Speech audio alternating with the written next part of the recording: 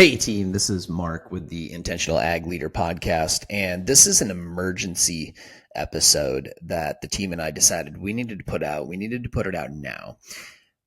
Listen through for the whole thing here. I brought Christine and Jon from the Momentum team on this podcast to talk through some stuff that's been coming up. And I see a lot of this on the LinkedIn feeds these days, but more than that, over the last year and a half, we've had no less than a dozen coaching clients show up to their coaching call to let one of our coaches know that their spouse had just left because of the hard work, because of the grind, because of the lack of attention that was paid to their relationship, and prioritizing work over life, over prioritizing work over home life and kids and relationships and so on and so forth. And we have finally just decided, you know what, like we need to take a stand on this. And I know there's a number of influencers out there trying to do different things, and we're going to be amongst them. And we wanted to say, this is our take on what to do when burnout comes into your life and into your workplace, what you can do about it and what you can do about it as a leader. Make sure you tune into this. And there's a resource that I give at the end. I want to give this out now here just at the beginning of the episode. Head on over to the Christine Jewell. That's Christine with a CH, TheChristine, Jewell, JEWELL.com /daily-brief. I want to make sure that you get the resource that is spoken about at the end of the show. I'm going to let you listen to the end to find out why most of you guys need to navigate over to that URL and get that. Let's get into the show. This is a really important one. Thanks for being a listener. Hey team, welcome back to an emergency episode. I'm calling this of the Intentional Agribusiness Leader podcast. This is your host, Mark Jewell. And today I am joined by two of my team members here at the Momentum Company, Jon, the Cowboy Coach Anderson, and my lovely wife and co-founder, Christine Jewell. We're diving into what I'm calling an emergency topic because it's coming up so much in the LinkedIn feeds right now. It's coming up across the broad scope of the industry as I see it. And we're diving into burnout. We're diving into time management and what is the solution for all of that. Across all of our events, every time we do them, now over 150 Thriving Leaders. That's just one program. That's not counting all the other programs. The number one thing that people are asking for is better time management, more work-life balance, better. How do I get more capacity? How do I get more things done? Right. And most people are feeling the pinch of having more things to do than they have time to do it. So we've got a take on that. We've got a stance on that at the Momentum Company, and we're going to be diving into that today. So with that, welcome to the show, Jon and Christine. Thanks for being here. Yeah. Let's go. Awesome. Looking forward to it. Cool. Let's just take a stab at it, Christine. You've been in the high performance arena for a long time. You're a high performer yourself. You're someone who has grappled with this and having to do all the things and carry so much on your own shoulders. What are you seeing from your executive coaching clients as it pertains to this particular topic? How have you struggled with this in the past? What are you seeing? Let's frame up the problem from your perspective. Then Jon, will go to you. Yeah, I'm going to say this. I believe that a lot of us might feel just really overextended and stretched, but we don't realize we are in that state of burnout. In fact, one of our clients, I was just writing a testimonial this morning. He said to me on our latest call, when we started working together, my resting heart rate when I woke up in the morning was in the mid 90s. You guys, that is extremely unhealthy. That is a red flag in terms of cardiovascular health and a sign this person is in massive overdrive. But you know what? It was normal to him. It had become a normal feeling to wake up tired, wake up anxious, and already wake up racing. And so I want to say that oftentimes we may know that we're in burnout, but a lot of times we don't actually, because we've normalized being in this pressure cooker. We've normalized high blood pressure. We've normalized being exhausted. We've normalized being stretched thin, back to back to back, forgetting things, not being present for our family. And so we've created this new set point that feels like normal. And I'm going to just use this analogy because this is exactly what it's like. It's like a person that's perpetually half drunk, thinking like, no, I'm good, I'm sober, but they're constantly have alcohol running in their veins, right? It's like that person that is in low grade or high grade, like a functioning alcoholic in many ways, what we call a functioning alcoholic. Are they really functioning?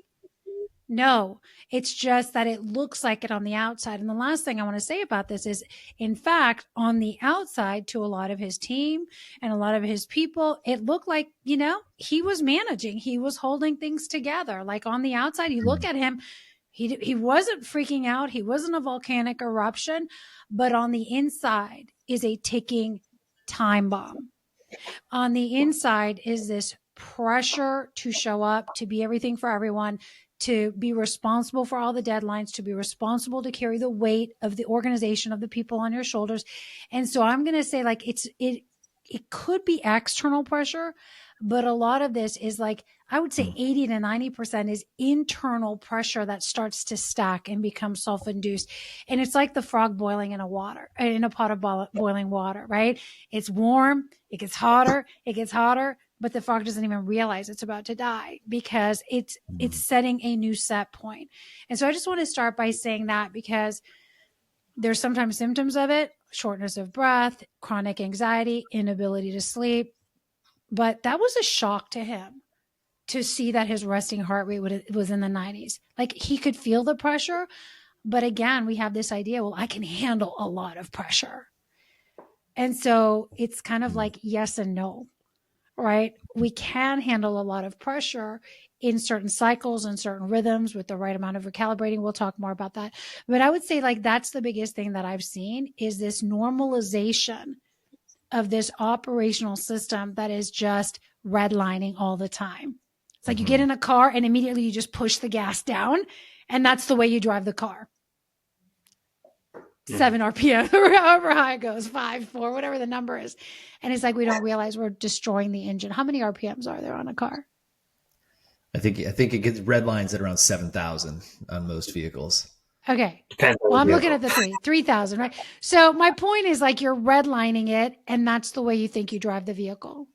Only redline. Yeah. Wow. Okay, so Christine came out swinging. Jon, you handled the bulk of our you handled the bulk of our employee coaching.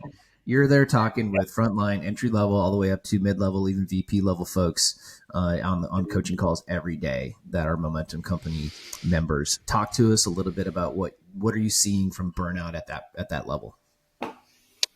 This is so funny because I just got off a coaching call with some managers, or folks that are leading teams. I see it in their eyes. They're tired. Right. And there are often times where after we start the call, we get through the introductions and I say, hey guys, like what's going on? Y'all look tired. And I've been finding myself saying that a lot lately on calls and that's where we dive in. And I want to echo a little bit of what Christine, you said, because when Mark asked that question initially, I have the same thoughts. I think we have conditioned ourselves so much to just almost always be burnt out, like revving the RPMs, like pedal to the metal, like just full bore, that we don't even realize, or people don't even realize that they're burnt out. They're even struggling. Right. So there's a lack of awareness, and they've convinced themselves this is just how it is. This is just how life is. Right. I was the coaching call I was just on earlier. A guy said, I just want to struggle well. Yeah. If that's the standard, struggle sorry, not struggle, survive well. Survive well. That was it. I just want to survive well. And if you guys know us, like we're all about like ending our survival and we want to thrive. And then so that triggered me. I'm like, oh boy, you set yourself up here, right? Like we're going to dive into this. But like, when did that become the standard? Like, I just want to survive well. Yeah. And that's 100%. It's kind of familiar, and that's become the norm. you know? Wow. Man. Survival mode. Mm-hmm. Mm-hmm. I think so. The way we define survival at the Momentum Company is surviving has just become an unconscious state of living. Once I've gotten to that point, I have just basically bought the story that this is as good as it's going to get. This is just how it is. And that's where, for at least for the three of us, that's the rub, right? Because our standard is much higher, and around here, right, we have a standard for not feeling rushed. So when we get rushed, and by the way, we do, guys, like this is not like we perfect this. We don't bat 1,000 on not being rushed around here. Mm-hmm. But that is the standard for not being rushed. And so when it goes for too many days in a row, when we're rushing around, and, Christine and I got a half a dozen kids between us. We got 5 of them living here at the house. We're helping some of them become adults. We're helping some of them get out of high school, navigate, 4th grade. We've got a business to run. We've got clients to take care of. We're creating new things, right? John's got a half a dozen kids up there in Minnesota, like young ones, right? So what are they, 6, 7 and under, right? Plus he's got cattle, plus he's got, a full roster of coaching clients and a wife and all the things, right? And so like we have all the same potential that everybody else does to get into that rush, that grind, that rut of the day to day with our nose down. And right, we've just said a long time ago, we're not going to tolerate living in a space where like that just is all the time, every day. And so what I'm hoping that we can help people with in this podcast today is to talk a little bit about like what else is possible. And maybe it's just as simple as somebody hearing the fact that it's not okay to just be burnt out all the time. Mm-hmm. And maybe you just need permission you just need to hear that so you can give yourself permission to start questioning whether or not this is the way I want to live the rest of my career or something like that. But we're taking the gloves off. We're diving into this topic. Where do you guys think we should go with this? I do want to come back to one thing that Christine said, by the way, that when we're running around in this burnt out state, it's no different than if I was under the influence. Yeah. Yeah. Sorry, I'm gonna say something real quick because I wanted to mention this earlier, Mark, before we dive into Christine's, because I know that's probably going to be the bulk of what we're talking about. But I think this is such an important topic because in the last 2 years, I can count on more than both my hands of how many conversations I've had where somebody has been burnt out so much, somebody hasn't managed their time well, if that is something, to the point where without intention, like they didn't intend this to happen, it just happened, life got away from them, where now all of a sudden we're having a conversation about a divorce, right? And that's what happens. Nobody intends to be burnt out. Like what happens is a lot of times we're like, oh, this is just a season. It's just a temporary, it's just a couple weeks here or whatever, and then I'll figure it out. But then all of a sudden this couple weeks turns into a couple months, and a couple months turns into a couple years, and then decades, right? And it just becomes who we are, is like what Chris, part of like who we are, like what life is, like Chris was saying. And now all of a sudden we wake up one day, or we get a letter in the mail, right? Or papers handed to us of now all of a sudden our wife or our husband wants a divorce. And now we're like, whoa. And that's why I like this topic, because I've had more conversations than I want to have around that. Mm-hmm. Yeah. I think By ultimately, the way, Jon is not a marriage counselor, but he's become our in-house sort of for our employee level coaching clients. He's the one that gets the call because often you guys don't know who else or where else to go with this. And Jon's a good listener, and, will lend his shoulder for someone to cry on when need be. But it's sort of become, Jon's counseling service when those things get hit. And then sometimes we flip them up to Christine because that really is her expertise. But I just wanted to mention that. So, Christine, go ahead. Well, I think where we need to start, we've talked about what it looks like. What does burnout look Yeah. like? We've talked about some of the symptoms, high blood pressure, survival, inability to sleep, being physically present, mentally absent, forgetting things, feeling overwhelmed, overstacked, like feeling like you're in a pressure cooker that's about to pop. Those are all symptoms. But this is, I think the next place is really like, why is it so important? It comes back to like, we've created this dashboard that you guys, if you want to look at this diagnostic inside of your business, that will show you like how many people in your organization are in the zone of burnout right now. And why does that matter? Because there's a flight risk there, right? If somebody is not doing well mentally with their mental health, with their emotional health, with their relationships at home, their ability to show up, to execute, to perform is drastically diminished. And so much of our frustration with our employees, let's be honest, with our teams is like, why am I babysitting them?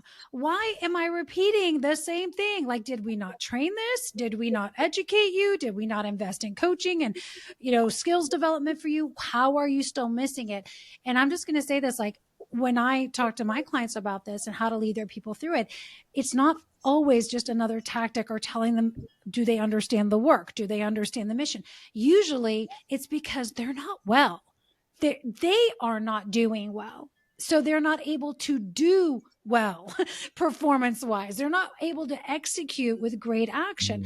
So I think this comes back to the heart of the matter. I do believe I say this all the time. When you address the heart of the issue, behavior modification is no longer necessary.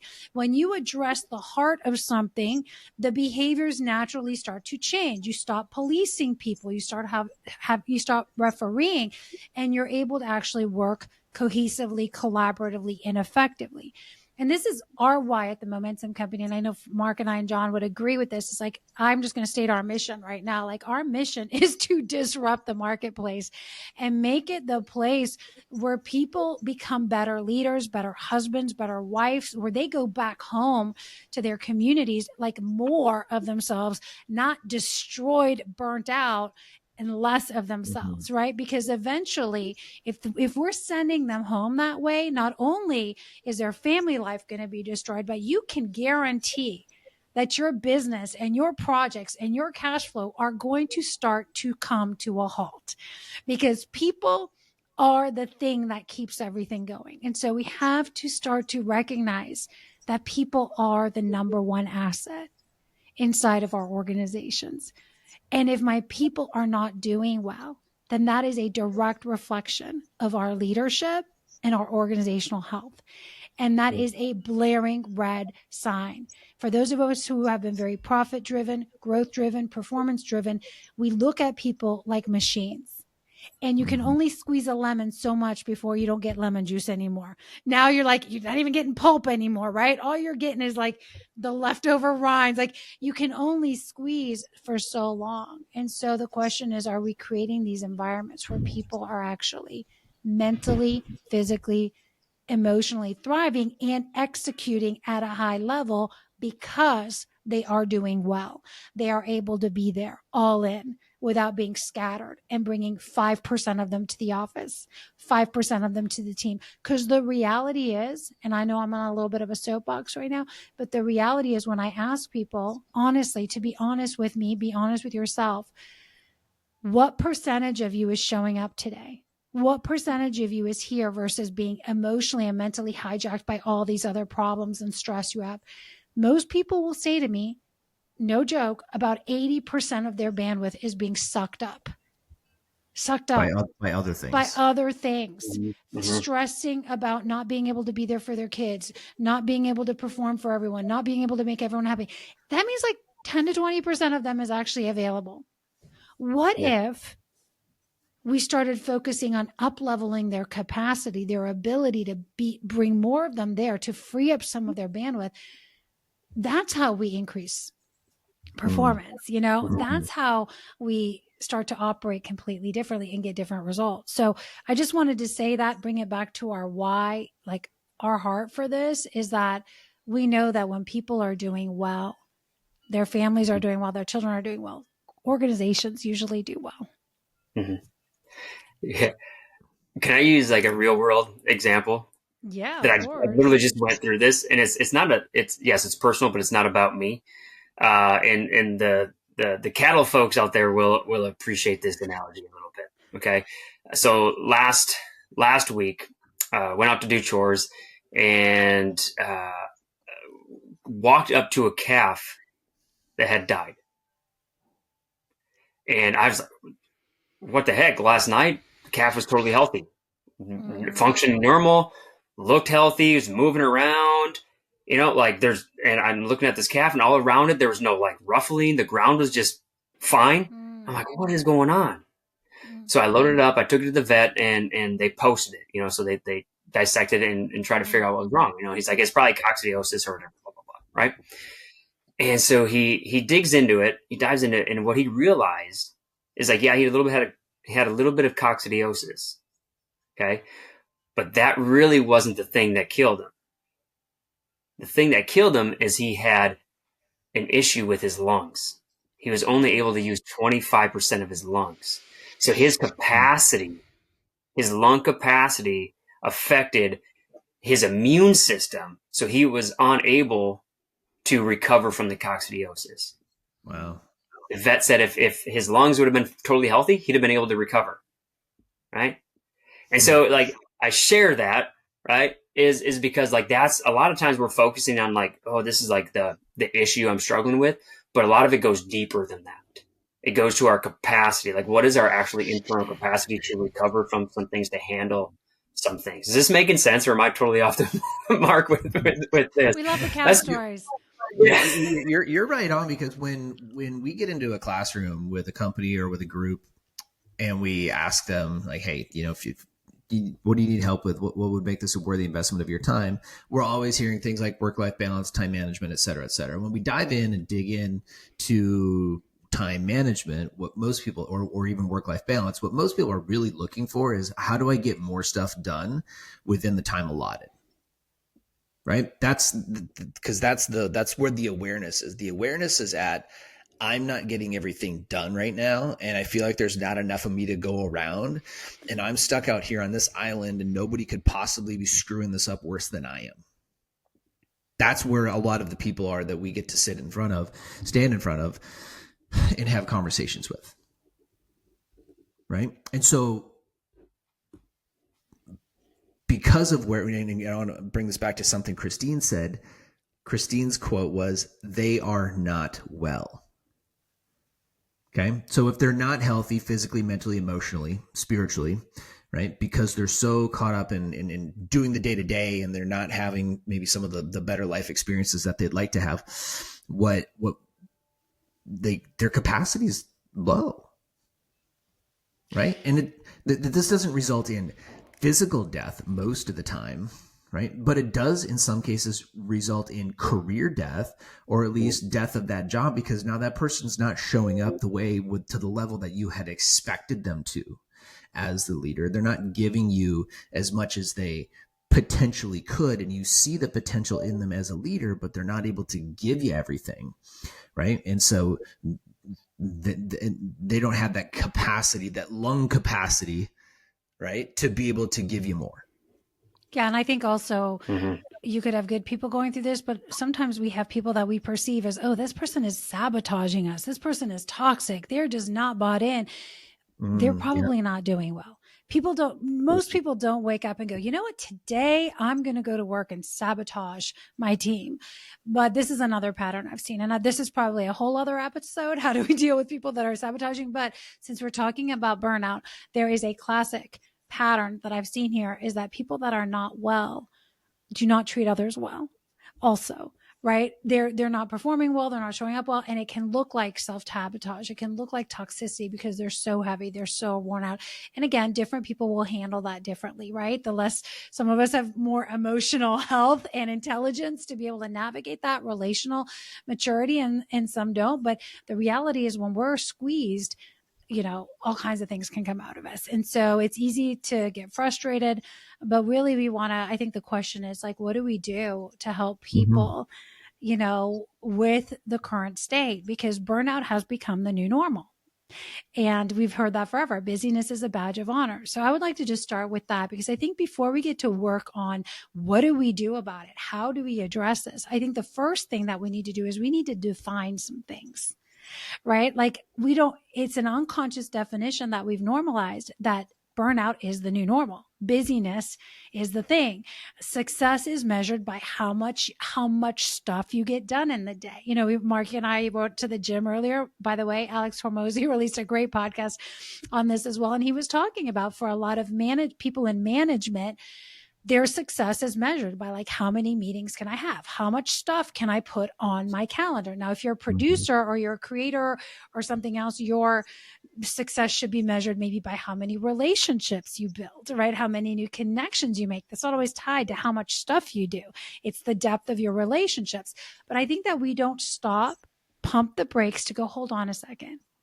What is our metric of success? Before we talk about time management, before we talk about work-life balance, like, how do I define success, Christine Jewell, for myself at the end of the day in order for me to feel fulfilled? Because the reality is people want peace and fulfillment, okay, at the end of the day. And so I need to look at, how do I define success, and how do we as a team or an organization define success? Because whether we think we have or have not, we've defined it by what we've normalized.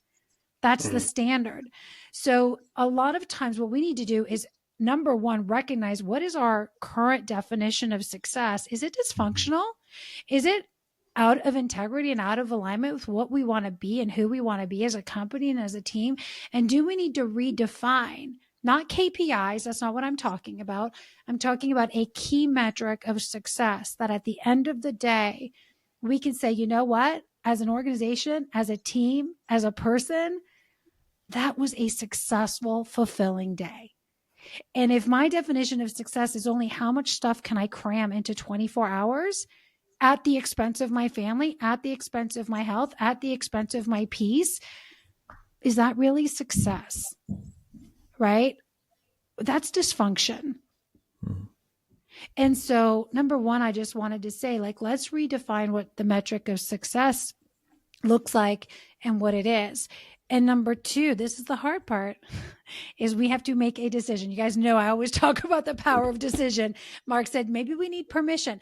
No, once we define something, then we get to decide that we're going to uphold that norm. We're going to uphold that standard.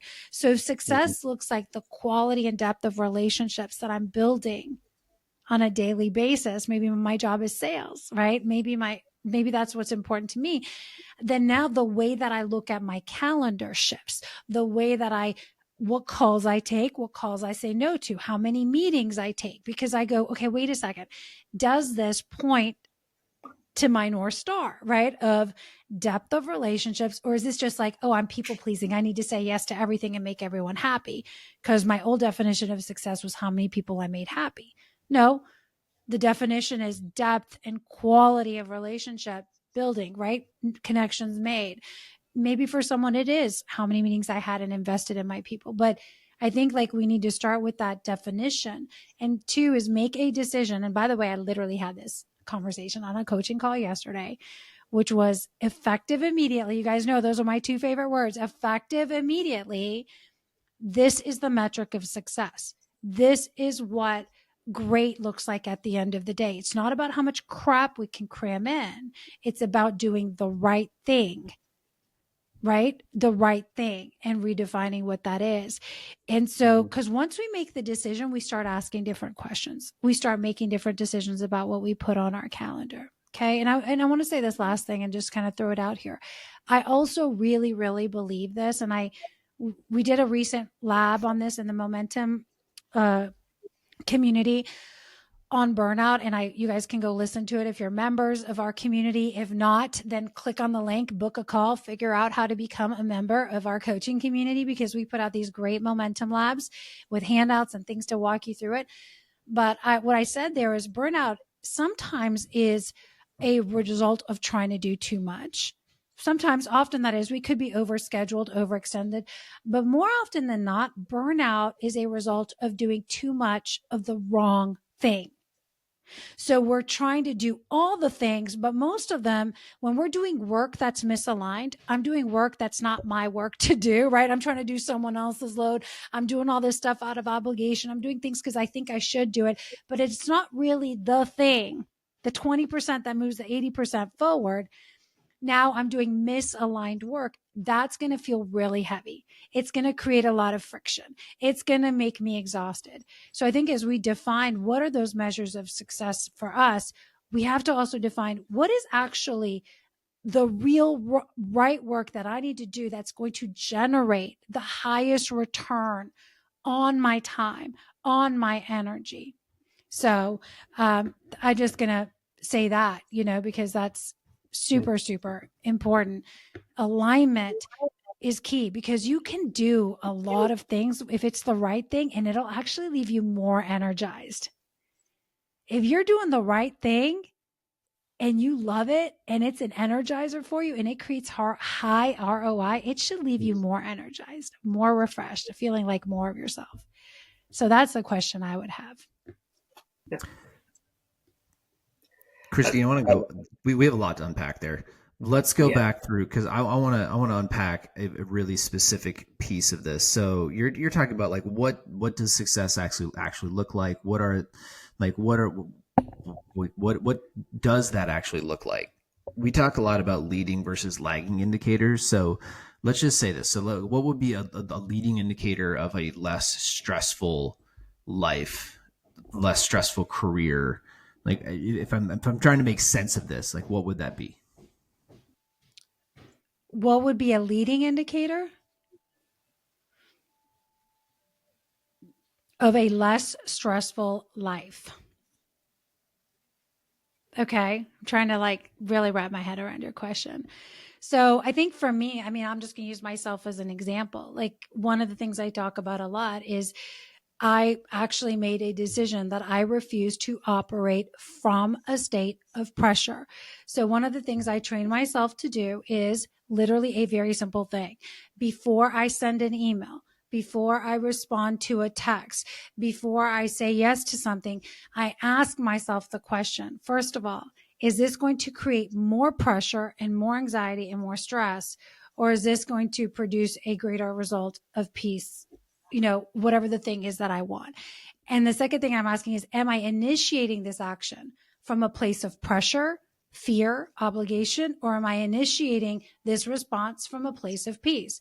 So for me, like the decision I made, my metric of success is peace. Do I have peace in my life? Do I have peace over the decisions I'm making? Look, I can work a 16-hour day and have peace about it if I'm working on the right thing. I've had days I can work a 1-hour day and have peace about it, right? Like the thing is, I want to operate from a place of peace.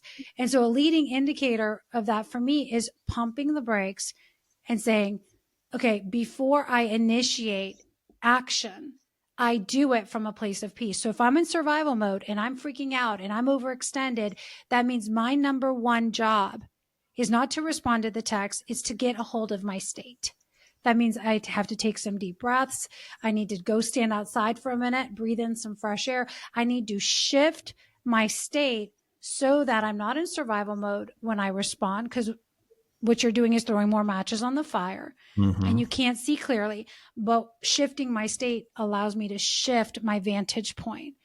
And when you initiate things from a place of clarity, from a place of being calm, you will naturally get a different outcome that if you were just, there's fire and you're like, throw water on it, and you didn't realize it was a grease fire. And you're like, oh my gosh, wrong move. But all I saw was fire. So throw water on it. It's like, hold on a second. Where's the fire coming from? Am I the one holding the matches? Is this a grease fire? And so that would be an example. Pump the brakes. Yeah. Pump Perfect. the brakes. It's a great example. And, so often we're just like where we see a lot of our clients is there's really no consideration or hasn't been much consideration lately that things could be better or different. And so when the phone rings, right, or the text comes or the email comes through, it's just like respond, right? And where we see a lot of our folks in ag retail specifically struggling is especially during the peak seasons. And I think we sort of surrender to the fact that there's a couple times of the year where we're going to be more busy than other times of the year. But what's happened over the years is that other developments have happened in the industry where there is no downtime. There's no down season. We just roll from one thing into the next thing, one busy thing into the next busy thing. And you're constantly communicating with customers. If you're a salesperson, you're constantly just in this move and this grind. And we had a guy at our event a while ago. He's like, man, I would jump off a bridge if I didn't have to take another 135 calls today. And that's every day for him. Now he's one of the top seed salespersons in the country. Mm-hmm. And now he's left asking, like, so now I've built this thing. And he's like, he just looked at us. I created this monster. I get the results because I keep doing the things. But what I don't do is teach anybody else how to do this. What I don't do is duplicate the things that right now. Duplicate and delegate. Mm-hmm. Yeah. Yeah. Because we as leaders, we often end up in this story that, oh, I'm the only one that can do it. Or you're just so busy right now, you don't have time to create processes and systems and training to get someone else to do it. And therefore, Well, and I want to pump the brakes on that because I think that's really important mm-hmm. because we have this idea that if I have to train someone else, oh my gosh, I don't have time to train somebody. Like that's going to take so much time, so much energy, and I just don't have it. And I want to like dissect that really quick and make it very practical because mm-hmm. yesterday I had a coaching call with someone. They just wrapped up tax season. They're in the accounting space and they're in the finance space. And he thought, okay, we just hit this deadline, but now there's like 500 emails I need to respond to. And there's all these client calls piling up and all these people that are depending on me. And it was like, as he was talking, I was like, whoa, hold on a second. The first thing we're going to do is just breathe, because as he was talking about it, it was like this mountain of email and calls and things that he had to do. And he only had 48 hours because they were supposed to go out of town for something for his daughter. And this is where he got stuck. And as you were telling the story about the guy in the truck, it's the same thing. It's like you're so used to you having to be the one, that there's a way that you've always done it, that you think you always have to do it. That's what creates the overwhelm. So I challenged him. I just said, okay, are you open to exploring a different option? If you do it the way you've always done it, it's going to continue to feel really heavy and overwhelming. I said, but what if actually you were not able to call anybody back? How would your clients be really well taken care of if you were not able to be the one and it had to happen in the next 48 hours? And just me asking him that question shifted him into a different state where he was like, oh, this is something I can just have so-and-so do. And this is exactly what I would have them say to each client. Like, I don't know why I've been the one to always do it. Technically, they could do it. And I said, okay, let's move to your email. How would you, because he thought I have to respond to all these clients and I'm the only one they've ever worked with, but technically they should be working with this other person. And I was like, okay, so if you were not available to respond to any of those emails or to take those meetings on anymore, what would happen? And he was like, I would have to get them introduced to their new client, rep person and have the client rep person take it over. And I was like, great. What would be the simplest, most effective way to do that would require the least amount of your energy? And boom, he came up with a solution. And literally it was like as if an elephant stepped off his chest, because what started off as a call, which was like, I have all these, by the way, he has an assistant who reads his email. So this is not like, why don't you just get an assistant? No, he has one, but he still had the idea that he had to personally call everybody, have a conversation, because he was the only one that knew this client's issue and this. Instead, by the end of the call, he had already delegated stuff out and voice noted very clear downloads on like, hey, this is where this client's at. This is where this client's at. This is it. And it was about less than 10 minutes. And that's what we call leverage. Right? That's what we call a new system and leverage. Mm-hmm. And a lot of times we won't be able to see a new system or a new way of doing something if all we know is all we've ever done and we're in survival mode. That's why literally what we did yesterday on that call was I had to get him off the ledge hold on, let's pull back. We did a little bit of breath work. We did a little bit of just getting a view of the landscape, looking at the stuff in front of him and going, okay, if you were never to touch this again, and this client actually was really taken care of with excellence, what would be happening right now? And the solution is always there, but we can't see it because we're in survival mode. So I just wanted to say that from a very practical thing in burnout. But here's the key. If all of a sudden that space opens up and now he's not doing emails and he's not doing text anymore, and if he doesn't change his psychology around what the time on his schedule is for, he will just fill it with more crap, right? He'll just create another mountain that he feels responsible for. So there's a couple things here. Is like, yes, we get to upgrade the system. We get to delegate. We can simplify, but we also have to change our idea again of what success looks like for us. What is time for, right? And protect that fiercely, like ruthless. Mm-hmm. Yeah. I think most people are just, we're of the mindset that we're running out of time, as opposed to leveraging time and using time as a tool.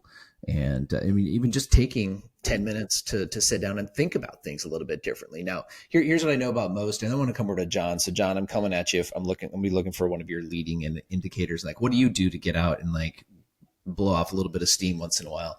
But one thing that we know, and we've seen this in classrooms over the course of 2025, is that people tend to just struggle to make time to sit down and get clear on this stuff because we're so caught up in the day to day. So one of the things we found out that really works is actually having a day or even just a half day where you can get around other people that are on a similar mission and get clear.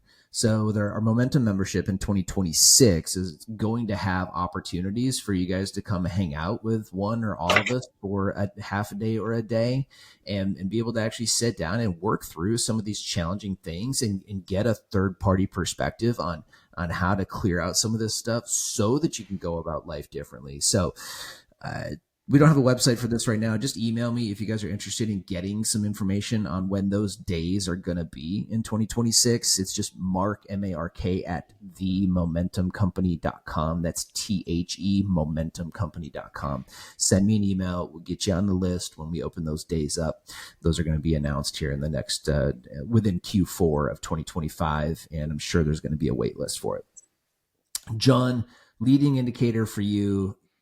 What do you do to go out and like when it gets heavy, right? How do you release a little bit? So are you asking what is the leading indicator of when I'm starting to burn out? Yeah. Okay. So it's interesting. I was having a conversation with some of these folks, and a leading indicator for me is when I'm feeling stressed to the max, when I'm feeling burnt out, overwhelmed. It's when I am playing Superman. Mm-hmm. You're right. Superman. I'm playing. I'm acting. I'm thinking I'm Superman. Right. I can do it all. Talking to a group of guys, and we're talking about a little bit of this concept, and talking about delegating and having more and more demands on them, and I asked them, well, how do they handle it? Like, well, we're strong, we just absorb it all, just like we just keep absorbing it, and absorbing it, and I'm like, all right, what else, and it's like, well, we're the only ones that can do it. So I just got to get it done. Right.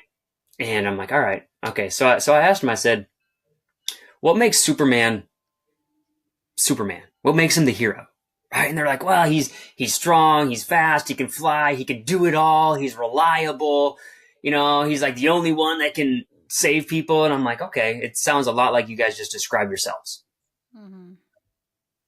And then and that was kind of a mic drop moment. Like one guy's eyes got like super big, and he's like, holy crap. Like I've been pretending I'm Superman, that I can do it all, that I'm the only one, that I am everybody's hero, I'm everybody's savior.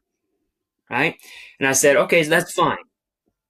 Like Superman is Superman because he's got some great talents. He's got some great skills, right? He's got superpowers, and we all do. The problem is though, like if Superman doesn't know how to control that, he turns into a villain real quick. If he hugs Lois Lane with that same super strength, her head pops off like the dandelion. You know, like when we're all kids, right? Like we put it in our hand and go, poof, right? That's what happens. And that's what happens in our lives. We self-sabotage because we think we're Superman. We think we can do it all. And I fall into this trap too, where I think I can do it all. And I self-sabotage myself because I think I'm the only one that can do it. I'm strong enough to do it. I'll just absorb it. I'll just keep doing all the things. And now all of a sudden it's showing up in other areas. Now I've actually become a villain to myself, to my family, because they start resenting it all. Right. So what I have to do, and there's some things that I work into my life to create the capacity so I have the awareness of when this happens. And one is it's taking care of myself physically, right? So I work out. That's a little bit of like just a release of stress for me. I go lift some heavy weights, listen some music or whatever, and just put it all out there. I breathe. There's a lot of moments in during the day when I feel like I can start coming up, like I'm starting to shake. I breathe rapidly, shallow, right? And when I get that feeling, it's like, okay, breathe, slow down, breathe, right? And then I'll go for a walk, or like my favorite thing, especially right now when it's fall out and it's like hitting in the 50s and 60s during the day, I go for a horseback ride. And I'll take one of my nicer broke horses, not my greener ones that have more stress. You know, but that's what I do. And then so I have that self-reflection, and I take that time just to slow down, breathe, get away from it all for a little bit, not the entire day, but just a little bit. And to come to the realization that, like, John, you are not Superman. You can't do it all. Right? And that's okay.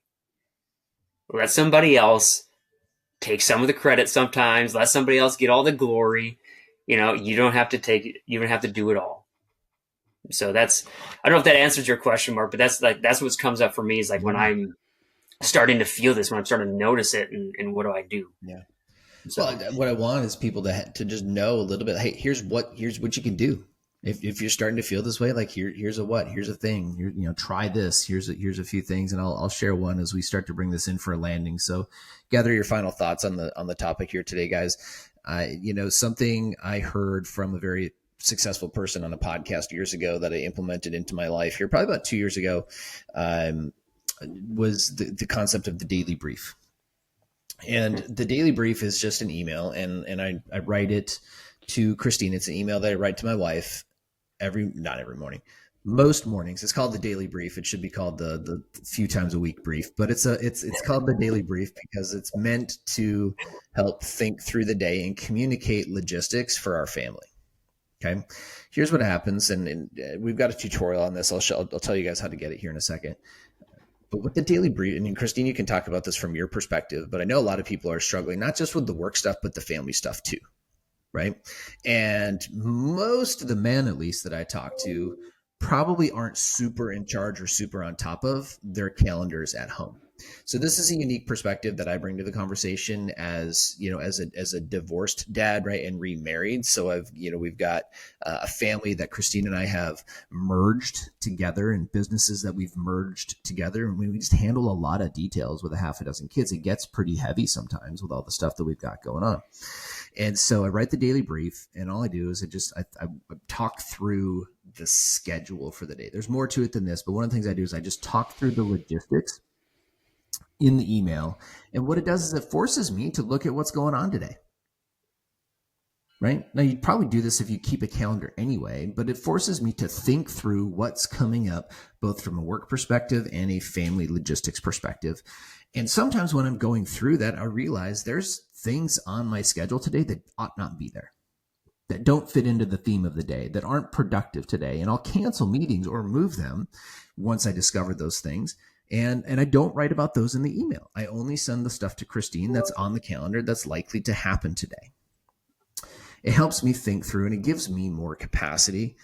Sometimes in the calendar, it's a leading indicator that I'm going to have a less stressful day. Now, I just went through a stretch of about 10 days of not writing the daily brief because we were traveling and doing other things, and my mom was in town. We were just out of routine.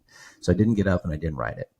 And all of a sudden I started feeling yesterday, I just started feeling that anxiety come back. And so what I recognize is that for me, even, I know Christine appreciates the brief, but for me, even, it is a leading indicator that I'm going to have a better day when I sit down, I write my wife an email. It's a little bit of a love letter. It's a little bit of a logistics email. It's a little bit of a prayer. It takes me about 10 minutes to go through and do the whole process and get that out. And it saves me a lot of time, a lot of stress, a lot of burnout throughout the course of the day. So if we'll again, just email me if you want our tutorial on how to write those. I think we've put that out there. I think we've got about 30 guys that are now writing daily briefs. Come on, let's go, guys. Based on our tutorial. 30 guys have just picked this up. It's like, it's totally free. We'll give you the whole guide. You guys can have it, no strings attached. So, Christine, final thoughts on this topic, and how do we manage our energy around this burnout stuff a little bit better? Yeah. Well, first of all, I never believe we have a time management problem. I always believe that we have an energy management problem and we have a clarity problem.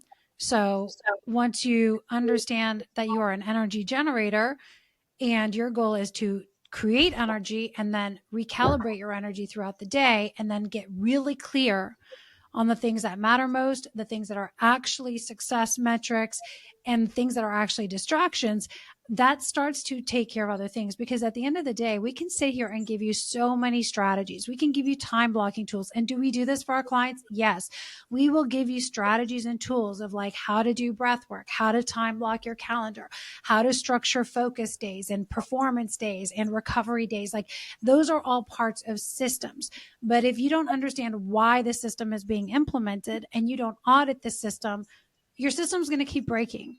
Right? You're going to time block and then you're not going to follow the time blocks. You're going to get more time. You're going to fill it with more crap because you still have a system of people pleasing. So what I want to say is this: if you are feeling yourself burnt out, you must begin to create better self-awareness. Everything starts once you are aware that you have a problem. You need to self-audit, right? That means asking myself, develop a practice to stop and ask myself better questions. And I just wrote this down. Is this blank still working for me? If there's friction, if you're feeling pressure, is the way that we're doing this still working? Are these 10 meetings a week still necessary? Is this project still working? Like, is this morning routine still working for me? If it's not working, congratulations.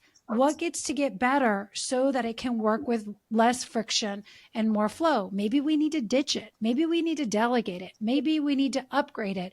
But the problem we have is we don't stop to self-audit. We don't ask ourselves, how am I doing? No, like, how am I really doing? And is this thing that I'm working on still working? Is the way we're doing date night still working, or are we going through the motions, right? Are our meetings still working, or are we just showing up and checking off boxes and wasting everybody's time with these meetings? Like, right? We don't realize how much waste of bandwidth is happening because we're not auditing. And I'll say this: we need to be auditing ourselves, and then we need to be auditing as a team, and we need to be auditing as an organization. That means developing a practice of pumping the brakes and just asking ourselves, how are we doing? John, how are you doing? Mark, how are you doing? Hey guys, how are we doing? Is this still effective? And then when we ask ourselves that questions and we get the feedback to actually do something with the data, that's super important because people are having performance reviews and we're having meetings and we're asking people to bring us data and information. But then it's like, okay, thanks. Let's just keep doing what we've always done and then get pissed off that we're always getting what we've always gotten. And it's like, no. The information is there for transformation if we apply it.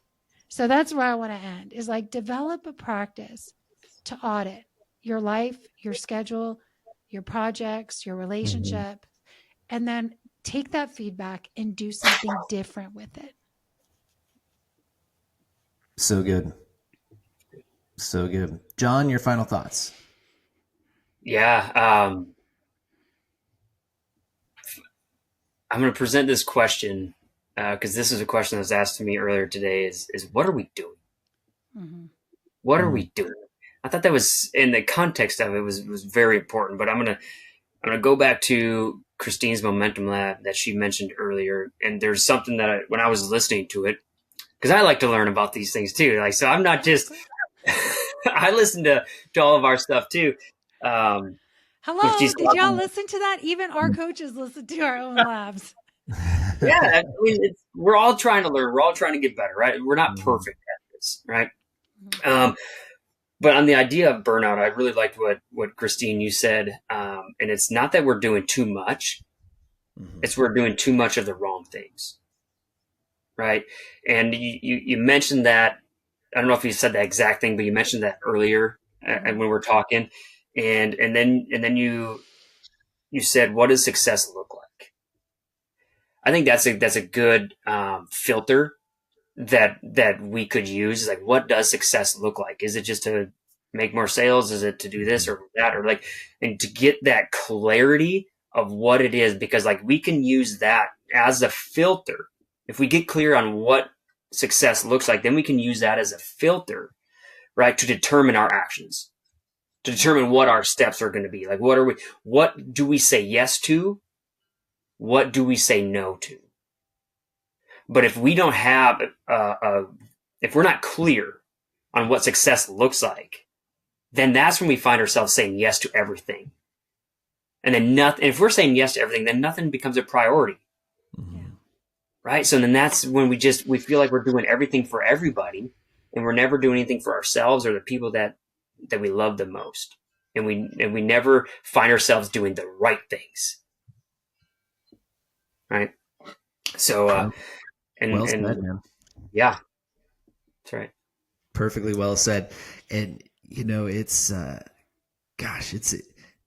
would challenge any leader, especially sales leaders, but really just anybody who's a regional manager, a CEO, a VP of something on here that's listening, or just anybody who's got a team. Go ask in individual conversations, one-on-one conversations this week, ask your people, what does success look like? Pick out a specific skill set that they have. What does it look like? What's success look like when you do X, Y, Z? When you're prospecting, when you're selling, when you're delivering, etc. And just pick 3 people that all do the same thing and see if you get the same answer. That'll tell you how much work you have to do. That's a really good self-assessment. A really good team assessment. I want to bring it in for a landing by just saying this. For those of you who are struggling,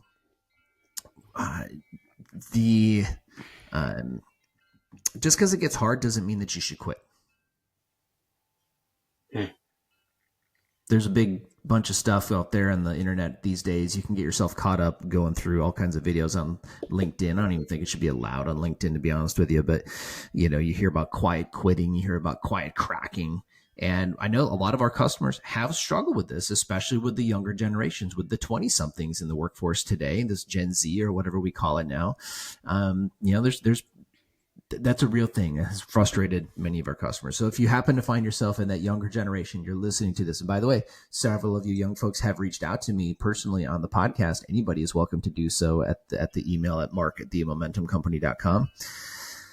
And shared, like, you're learning, you love listening to what we share on these episodes. You love hearing from leaders from around the industry, and that's good. And I'm just going to be one of those today. And I'm going to say, like, just because it's hard doesn't mean you quit.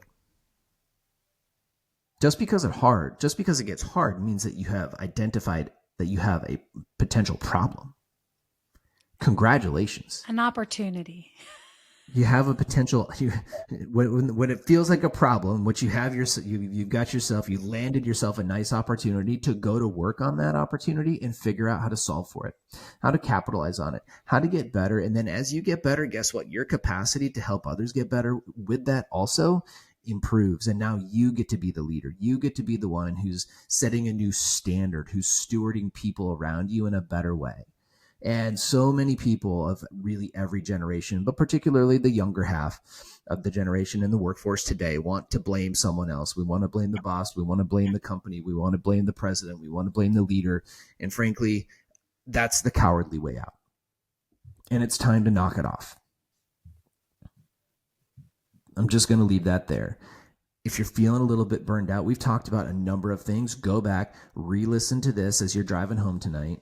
You've got a number of great things in here, and then just take a day over the weekend, work through some of these resources that we have given you and figure it out. And if you're a leader, by the way, you're not off the hook by what I'm saying here. We believe that all leaders in today's workforce have a moral obligation to create environments within which their people can thrive. And you should wake up every day thinking about how to solve for that opportunity. So with that, thanks guys for being on the show today. This has been a good one. Peace out. See you next week. See you, everybody.